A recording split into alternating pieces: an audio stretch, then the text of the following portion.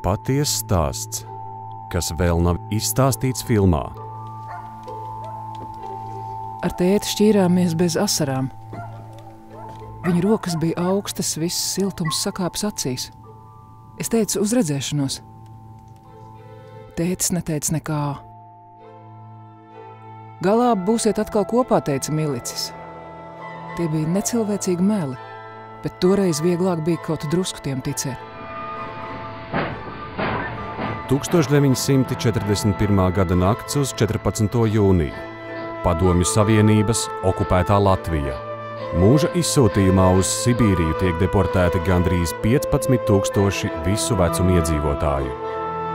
Arī juriste Melānija Vanaga, viņas 8-gadīgais dēls un vīrs, kuru līdzīgi kā citus vīriešus uzreiz nošķir no ģimenes.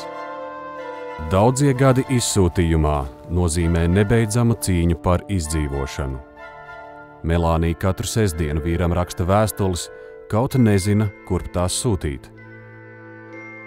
Es dzīvoju ļoti vientuļi, eju staigu tikai pēc žagariem un ogām. Man nav pulksteņa. Laiku skatos pēc saules. Tikai ļoti pietrūksta tevis. Kopš mūs izšķīra, nav pagājuši vēl miljoni gadu.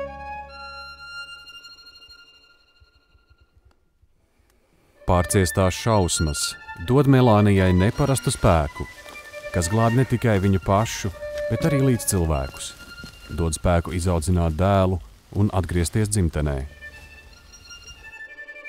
Daudzus gadus pēc atgriešanās Melānija publicē Sibīrijā tapušās dienas grāmatas, kas kļuva par dzīvu pieminekli visiem deportācijās cietušajiem un bojāgājušajiem. Likteņstāsts par izdzīvošanas brīnumu. Viestura Kairiša filmā Melānijas Hronika.